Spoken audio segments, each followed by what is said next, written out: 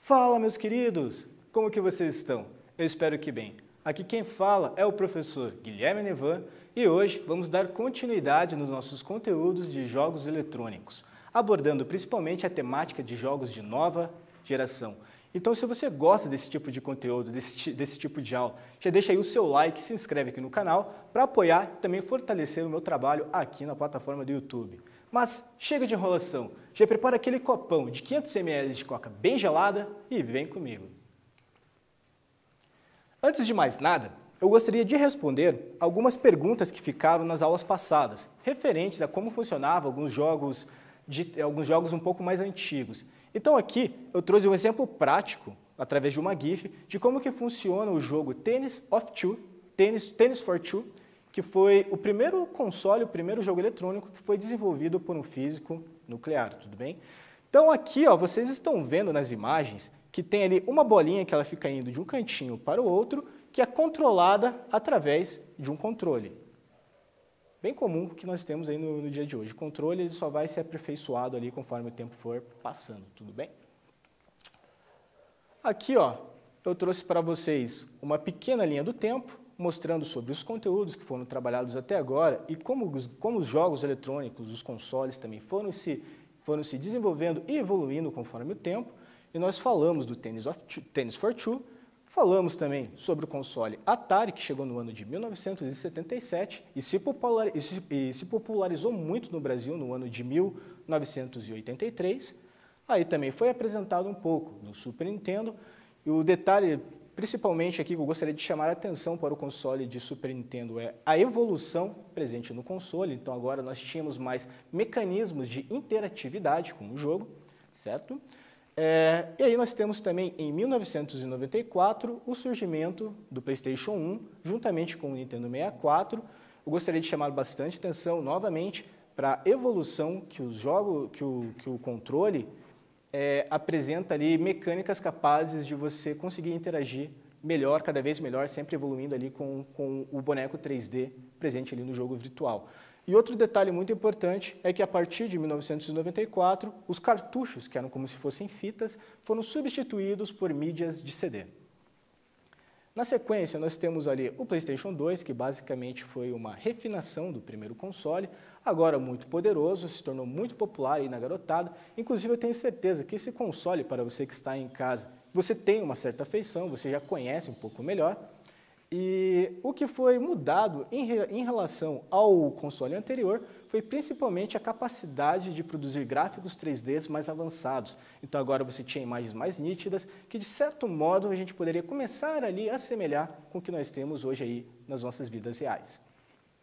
E na sequência, nós paramos nos dispositivos de Xbox 360, os consoles, né, que foram apresentaram um salto ainda mais grande em termos de performance, em qualidade de imagem, efeitos sonoros. E agora, pela primeira vez, estávamos vendo em consoles tecnologias de sensores de movimento. E foi onde a gente terminou a nossa aula e vamos continuar falando delas a partir de agora. Agora, muitas tecnologias também presentes aí na tela de cinema estavam sendo utilizadas ali nos jogos eletrônicos. Então, agora, para captar o movimento do boneco 3D, diversos atores estavam usando roupas especiais com diversos tipos de sensores que eram traduzidas ali para a linguagem de programação. Mais tarde, esses movimentos reproduzidos por esses atores acabavam formando ali bonecos 3D que foram reproduzindo muitas vezes movimentos bem próximos com os movimentos humanos. E isso acabou resultando numa melhor qualidade ali em termos de jogabilidade. E jogos, principalmente de gêneros esportivos, acabamos ali conseguindo perceber um pouco melhor características presentes em atletas de alto nível. Então você pegava ali, por exemplo, o Neymar, que conseguiria fazer alguns dribles únicos. Agora isso conseguia ser muito bem retratado ali naquele jogo, no jogo que retratasse bem, falasse bem daquele tipo de esporte. A imagem que eu estou trazendo aqui para vocês é uma tecnologia que ela começou a ser implementada também ali no PlayStation 3 e no Xbox 360, onde ela era capaz de captar também as expressões faciais presentes ali em seres humanos. e também levar depois ali para o boneco 3D dentro do jogo. Aqui tem um exemplo bem famoso de dois jogos que eu tenho certeza que a gurizada aí de casa conhece, que é o The Last of Us.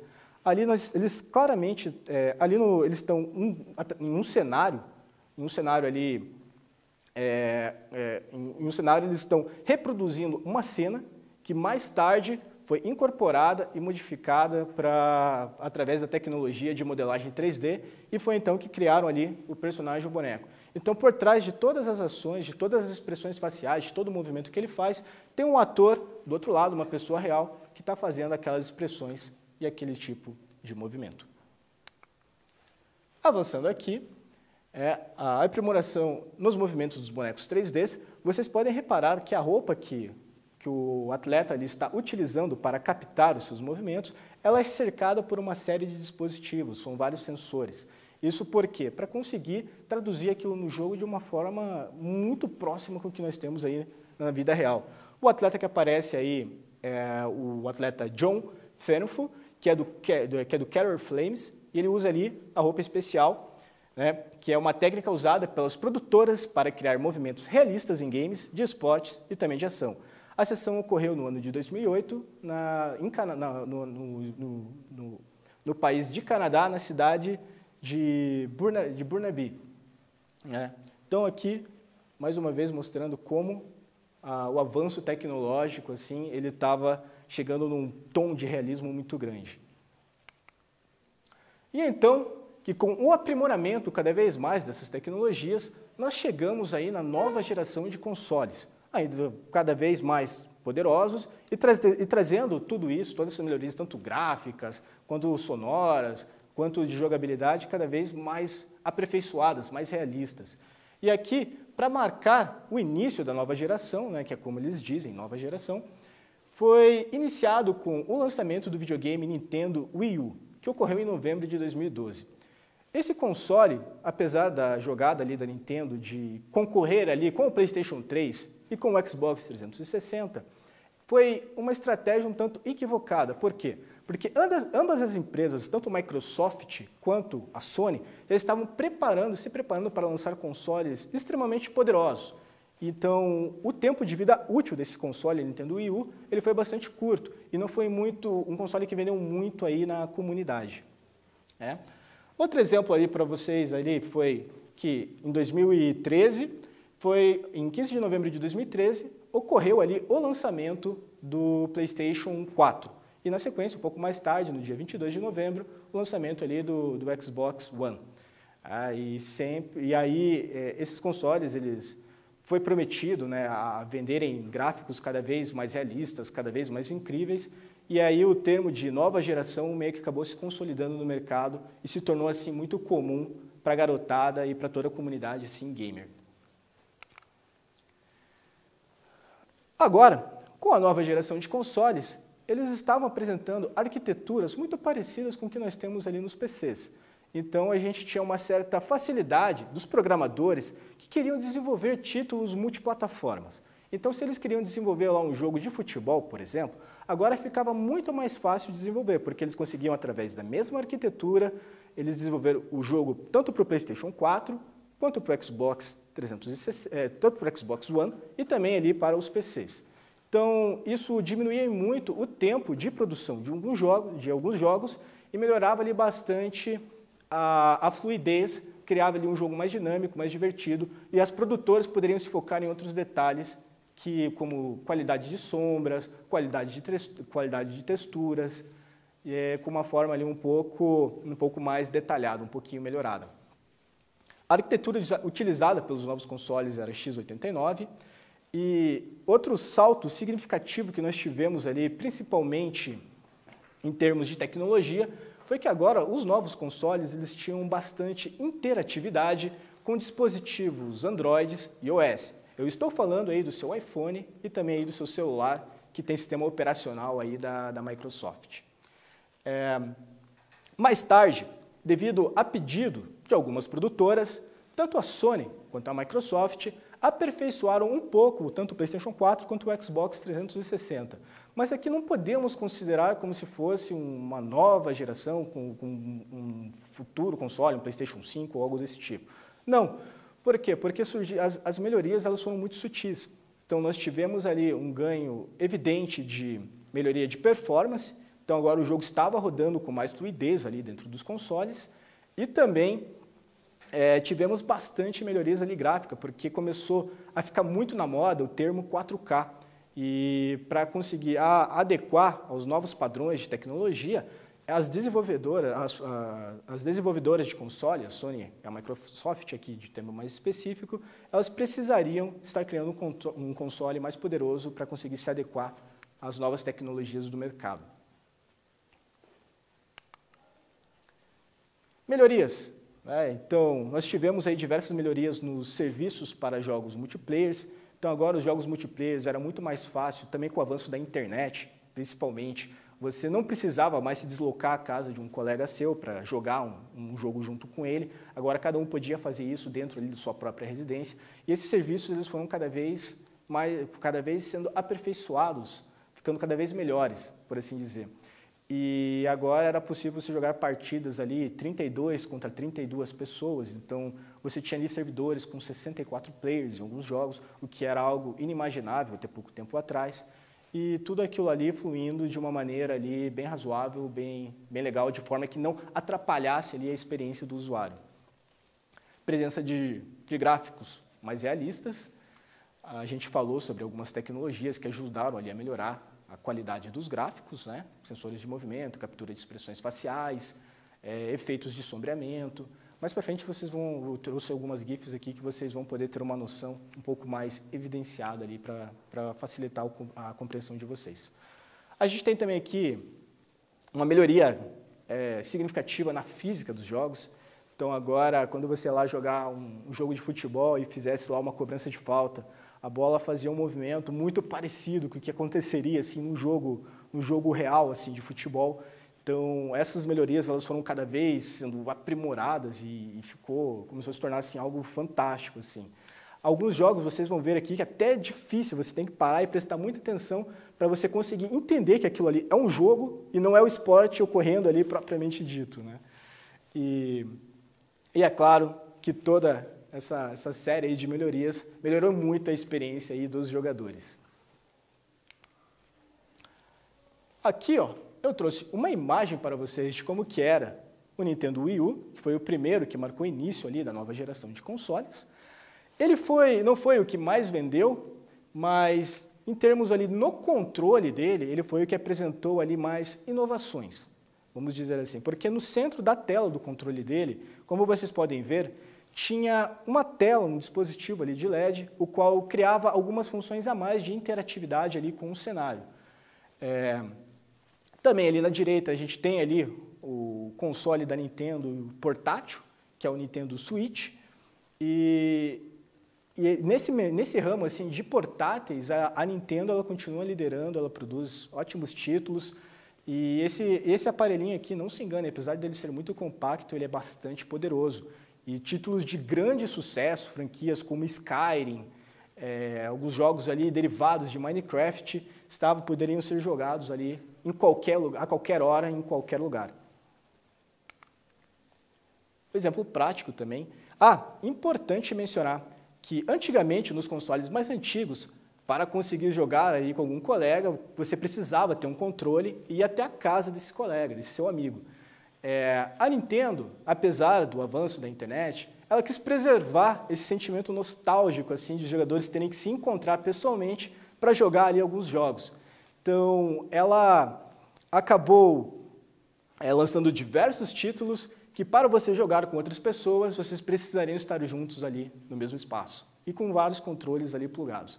E no centro da tela ali do Nintendo Switch tinha uma telinha para que você pudesse ali ter as informações visuais e sem a necessidade de precisar de uma TV para estar conectando, para gerar imagem, coisas desse tipo, que é a principal diferença assim, desse tipo de console. Aqui uma imagem para vocês dos dispositivos, né, dos consoles de nova geração. a gente tem aqui o primeiro PlayStation 4 lançado e o primeiro Xbox One.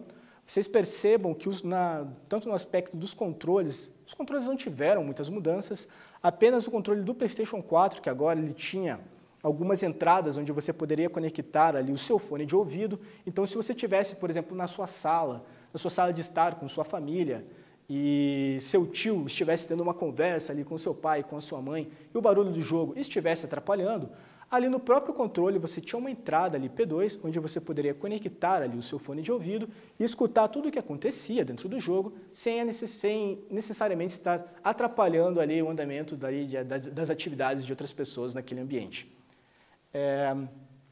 Importante dizer também que a Sony, ela usou um pouco da ideia da Nintendo e ela criou ali um dispositivo touch ali no meio do controle do PlayStation 4, que também ali tinha uma certa interatividade ali com o cenário, com algumas mecânicas de alguns jogos. Embora ela fosse mais simplificada, por assim dizer, não era algo tão caro, uma tecnologia tão cara como nos controles da Nintendo.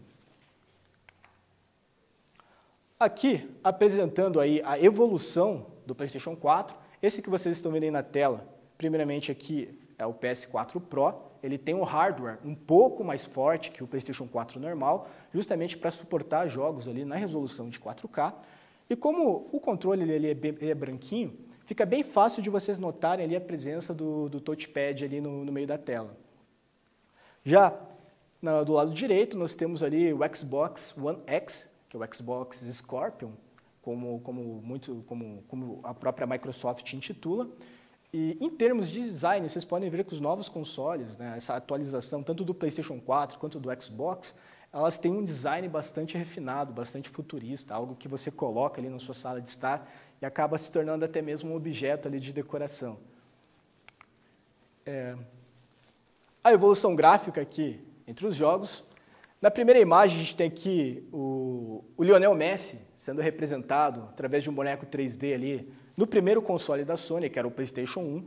Vocês podem ver que não podemos nem reconhecer direito ali, assemelhar aquela imagem ali, aquele boneco com o jogador na vida real. Já no PlayStation 2, isso ficou um pouco mais nítido, mas ele ainda era um boneco assim que ele tinha expressões faciais muito robóticas e movimentos bastante robóticos.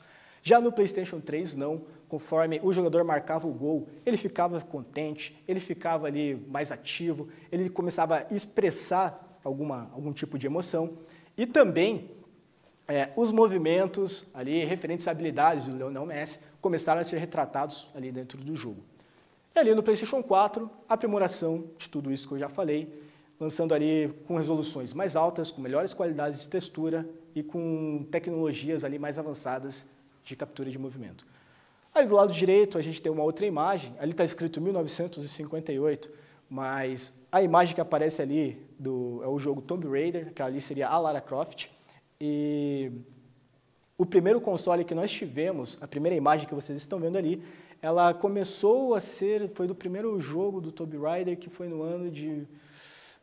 que foi ali no console do PlayStation 1, que foi no ano de 1994. Então, 1958 ali é uma data que está errada, mas essas são as imagens da evolução de 1994 até 2018. Vocês percebam que conforme for passando ali a linha do tempo, vocês vão tendo ali bonecos assim, incríveis, muito parecidos aí com pessoas na vida real. Como muitos títulos fizeram sucesso nesse período, no período em que surgiu lá os consoles, agora, com o avanço da tecnologia e também com a popularidade cada vez mais dos jogos eletrônicos, algumas produtoras acabaram optando por trazer remakes de títulos já antigos. O que seria um remake? Seria uma reconstrução do jogo clássico, trazendo para uma arquitetura mais moderna, com os gráficos e qualidades, tudo que aquilo temos de dispositivos mais modernos aí no mundo dos consoles, no mundo dos games.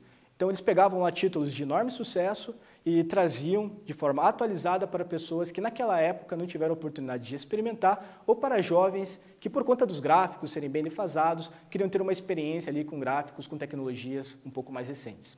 Então a gente tem aqui dois títulos, né? O primeiro que aparece na tela para vocês é o Shadow of the Colossus, e ele foi um dos primeiros jogos de mundo aberto. Então, você tinha ali um cenário gigantesco com criaturas colossais que você precisava derrotar.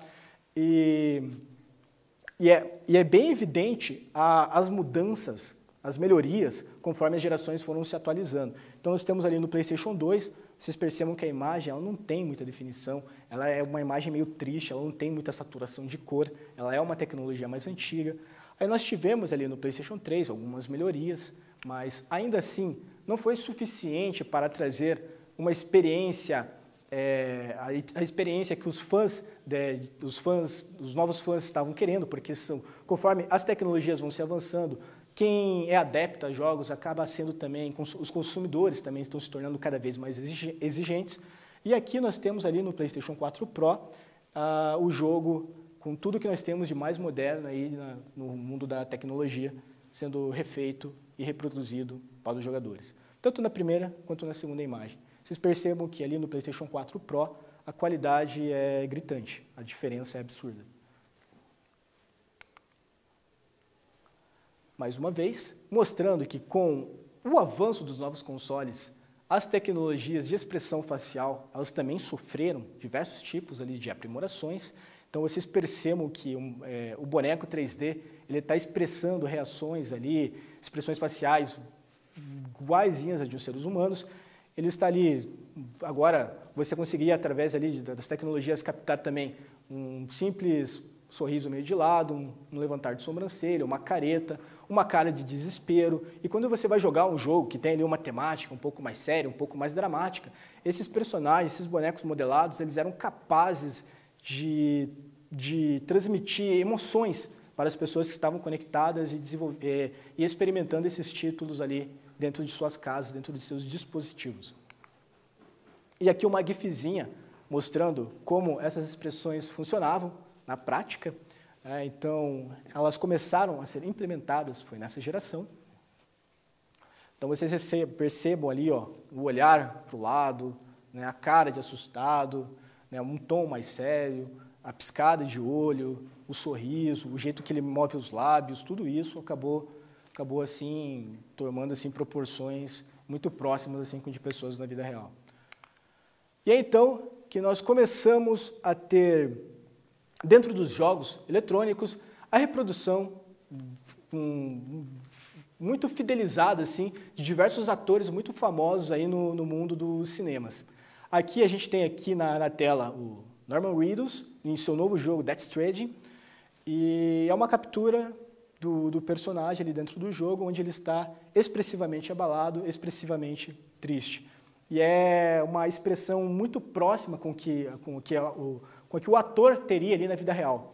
Então, quando você vê lá ele gravando algum seriado ou algo desse tipo, para algumas pessoas elas não conseguem nem perceber que isso aqui é um jogo e não é, de fato, ali o próprio ator em uma de suas encenações. Professor, o senhor falou tudo isso, mas como que nós podemos usar esses dispositivos dentro da escola? É muito legal ter tudo isso dentro de casa, mas como nós podemos usar ele ali dentro da nossa aula de educação física? Então, aqui eu trouxe aqui três alternativas que você pode estar, junto com o seu professor, usufruindo aí em sua aula prática, né, ou sua aula teórica. E a primeira delas que eu vou trazer aqui para vocês é que, com o desenvolvimento dos jogos e tudo isso, agora é possível compreender melhor as regras e o objetivo de diversos tipos ali de esporte. Então, você consegue, muitas vezes, através de jogos eletrônicos, fazer com que o aluno entenda melhor as regras antes de você levar ele para uma prática. Então, normalmente, quando você vai lá e orienta, que ele apresenta ali numa aula teórica, ali um FIFA, que é um jogo de futebol, um NBA, que é um jogo de basquete, coisa desse tipo, fica muito mais fácil de você fazer com que o aluno compreenda o porquê de você estar ensinando ali determinada prática, determinada atividade. Então, e também com o uso de tecnologia de sensores de movimento, que ajudavam a captar melhor ali movimentos de pessoas, nós podemos também buscar melhorar a coordenação motora e fazer ali uma atividade, uma introdução ali pré-desportiva ao conteúdo prático. E o que eu quero dizer com isso? Vamos supor que na escola você vai ter aí uma aula de dança, vai trabalhar o conteúdo de dança. Só que você é um cara meio tímido, você é um aluno ali um pouco tímido e tal, e tem um pouco de vergonha. Colocando ali um jogo eletrônico, eu citei o exemplo na aula passada do Just Dance, é capaz ali de você ter na sua frente um boneco que vai te ensinar todos os movimentos através de uma coreografia de dança. O que é muito legal para você aí que você acha que tem um pouco de dificuldade de se expressar e coisa desse tipo. Então é outra alternativa que nós podemos aí estar implementando aí nas nossas aulas de educação física. E também para dar mais sentido para determinada prática corporal, ampliando a imersão do aluno através de jogos. Então, o que eu quero dizer com isso? Normalmente, quando você quer ensinar as regras de um determinado esporte, eu usei nas primeiras aulas lá o exemplo do Neymar, que o Neymar, se não tivesse juiz, os jogadores fariam a falta nele com bastante frequência. E aqui, no jogo eletrônico, é possível criar um ambiente onde eu posso simular o que de fato aconteceria caso o jogador infrinja uma regra em um determinado jogo. Então, se você vai lá e pega e faz a falta, uma falta grave ali no jogo de futebol no jogador, você vai sofrer ali as devidas punições. Então você recebe ali um cartão amarelo, dependendo da falta, da gravidade da sua falta, e se ela for recorrente ou for uma falta muito agressiva, ela acaba ali, o jogador acaba sofrendo a expulsão, recebendo o cartão vermelho. Aqui na prática, como vocês podem ver, aqui o jogo é um jogo de futebol americano e fica bem evidente em como o campo ele é retratado. Então, para o aluno, ele consegue ter uma noção bem nítida assim, de como que é o esporte acontecendo ali em tempo real. E diferente de um jogo onde ele acompanha uma câmera de cima e vê os jogadores de longe, com os jogos eletrônicos nós temos ali todo um ambiente 3D. Então, toda vez que você faz uma falta, cria um lance, você consegue estar criando ali, através das tecnologias presentes nesses jogos, você consegue estar visualizando o fato ocorrido de diferentes ângulos e de diferentes formas. Então você consegue dar zoom na imagem, você consegue pegar a trajetória da bola até o gol, você consegue fazer tudo isso. E isso não é possível através ali das tecnologias que nós temos aí de transmissão de jogos ao vivo, Então, aqui também fica muito nítido o objetivo do jogo. Claramente, um jogador com a bola tentando avançar para marcar o touchdown, que é colocar a bola atrás do campo, lá da linha de fundo do time adversário, e os jogadores do time adversário tentando impedir com que esse jogador avance. E é claro também ali que aconteceria nas nossas aulas também de educação física, que às vezes acontece algum acidente, nós podemos acabar ali no decorrer de uma prática, nos chocando com um atleta do nosso próprio time. E no jogo também não é diferente, o jogador ele acaba colidindo com o jogador do seu próprio time e na sequência se torna um alvo fácil ali para os demais jogadores. Aqui, outro exemplo que é bem legal de mostrar para vocês é como pode funcionar essas tecnologias para que você em casa entenda como funcionam as escalações de alguns times e também algumas táticas, tanto ofensivas quanto defensivas de algumas determinadas equipes. Quando você vê lá o jogo acontecendo, uma partida de futebol ocorrendo, às vezes não fica tão evidente para nós assim como que os jogadores estão se posicionando taticamente. Já com os jogos eletrônicos, aqui nós temos uma jogada ensaiada, que é uma tabelinha. Uma tabelinha que você, de fato, você vai treinar dentro do jogo, uma tabela que é muito utilizada no esporte da vida real. Então, os jogadores fazem uma tabela para transpor a linha de defesa do time adversário e, consequentemente, conseguir converter ali em ponto, em gol. Ali do lado também, esses jogos, com a evolução dos jogos, nós podemos ter a escalação agora de times, então, os jogadores ali, de acordo com as características ali de um determinado time, vamos supor que você pegue lá o Real Madrid ou o Barcelona, que tem jogadores muito rápidos e muito habilidosos. Você consegue bolar estratégias ofensivas de acordo com os jogadores dessas equipes. Então, se você tem lá um jogador muito rápido, muito hábil, é interessante que você coloque ele no ataque, não coloque ele na zaga, e tudo isso é retratado com bastante fidelidade ali dentro dos jogos. Exemplo novamente aí de regras, então agora você também, se você comete uma falta grave ali dentro do jogo, você pode ter uma simulação de quais seriam as consequências naquela falta se você cometer na vida real. Então ali um jogador que fez uma falta grave está sofrendo a expulsão. Outra forma aí que o jogo retrata muito bem, lembra que eu falei para vocês também nas aulas anteriores sobre que um jogador que era um cobrador de falta de uma determinada equipe, ele reproduzia muitas vezes nos treinos um movimento antes de uma cobrança? No jogo, basicamente, a gente continua mantendo essa ideia. E para você se tornar ali um bom cobrador de falta dentro do jogo, você tem ali um ambiente também todo simulado, onde você pode treinar da mesma forma que os atletas treinam aí na vida real. E, consequentemente, está melhorando ali dentro do jogo a cobrança de falta. E se você quiser levar isso por uma prática, ir num campo de futebol com o seu amigo e quiser treinar dessa mesma forma que aparece ali dentro dos jogos, você consegue ter uma visão mais detalhada de qual é o tipo de treino que você precisa aí executar para melhorar aí o seu chute e a sua finalização. Voltando aqui. Eu mostrei principalmente aí jogos de futebol para vocês, porque eu sei que é o que nós brasileiros temos mais contatos aí, é o título de jogo que mais vende. Eu sei que a garotada aí de casa é o título aí que eles mais conhecem, a forma de esporte que eles mais jogam ali nos consoles deles, mas isso não é exclusivo dos jogos de futebol. Então tudo isso que eu falei também se aplica a jogos com temas de basquete, com temas ali de esportes que não são tão conhecidos aqui no Brasil, como é o caso do beisebol, e também jogos de tênis. Então eles são alternativas muito interessantes de estar criando um ambiente didático e lúdico para o aluno, onde ele possa aprender determinadas regras sobre determinados esportes, né, dos mais diferentes tipos de esporte, sem a necessidade ali de ter que ter ali uma bíblia, uma enciclopédia, toda hora lendo ali os conteúdos na apostila, com aquele roteirinho ali todo escrito. Então fica bem legal fazer essas recomendações e também auxiliar os alunos dentro das aulas práticas, né, para que eles saibam como encontrar esses jogos da maneira ali que for mais adequada. De acordo, é claro, também com cada faixa etária. Eu trabalhei aqui com essa aula sempre com jogos com classificação de faixa etária livre, porque conforme os títulos de jogos foram sendo desenvolvidos, foram se tornando mais populares, também foram surgindo jogos ali que nem sempre tinham temáticas ali muito educativas, então fica bem... Eu trouxe ali algumas alternativas de jogos que podem ser usados aí dentro da escola, que não tem ali nenhum cenário de violência ou coisa desse tipo.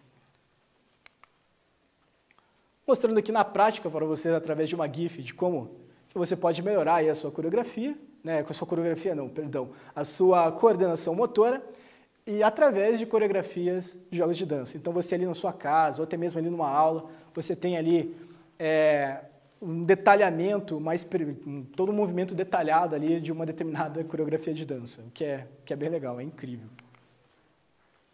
Novamente, é importante também a presença de jogos eletrônicos dentro da escola, porque eles ajudam a enriquecer o tema da aula. Então você consegue, a partir de jogos eletrônicos, gerar ali novos conteúdos práticos. Então aqui tem um exemplo de uma professora que criou uma atividade adaptada de um jogo virtual, que era o Angry Birds. Então ela vê ali que ela montou ali um cenário, onde basicamente o aluno puxava por uma forma de elástico uma bola, ele tinha como objetivo transpor ali, derrubar ali alguns objetos para atingir uma determinada pontuação, né? E aqui nós podemos trabalhar dentro das aulas de educação física, usando cones, usando bombolês, usando estafetas, né, que são recursos que nós temos aí dentro das nossas escolas e são recursos assim que eles não vão sofrer nenhum tipo de dano. Algumas considerações finais aí para vocês, né? E o que nós podemos esperar do futuro, né? Sabendo que a tecnologia é algo que não pode ser contido. Então, cabe a todos nós buscar sempre meios e alternativas de tentar adaptar a realidade também do estudante com os nossos conteúdos de aulas práticas. E fica para nós assim que as evoluções elas são tão grandes, elas são tão gritantes, que vai chegar um tempo que não vai mais ter como distinguirmos o que é real do que não é. Então é preciso tratar com os alunos dentro da escola esses temas com bastante seriedade para que o aluno ele saiba qual que é o limite do que ele pode jogar dentro do jogo, o que tem que ficar no mundo virtual, né, o diferencial o que tem que ficar no mundo virtual e o que não pode, de forma alguma, ser levado para o mundo real. Então, nós temos aí muitas especulações, as próprias produtoras, as desenvolvedoras, a Sony e Microsoft já anunciaram aí os seus próximos consoles de nova geração, né, que vão ser a da nova geração. Aí vai depender do mercado, como que eles vão resolver apelidar esses consoles que são um projeto e vão ser lançados aí nos próximos anos. E fica aqui para nós aí, né, algumas imagens para estimular aí a nossa criatividade de acordo com com essas tecnologias. Com base no que já estudamos sobre a evolução dos jogos eletrônicos, é correto afirmar que é possível reproduzir movimentos humanos dentro do jogo. Falamos sobre isso aqui nas nossas aulas. Devido à evolução dos consoles, cada vez mais os jogos eletrônicos representam com maior fidelidade as regras mecânicas e adversidades presentes dentro do esporte. Também dei a resposta aqui para vocês. Letra C. Ambas as alternativas estão corretas. Agora que nós já lemos e apresentamos aí a primeira questão do quiz, vocês vão ter aí um tempo para anotar a pergunta e também aí as alternativas para responder aí em casa no caderno de vocês.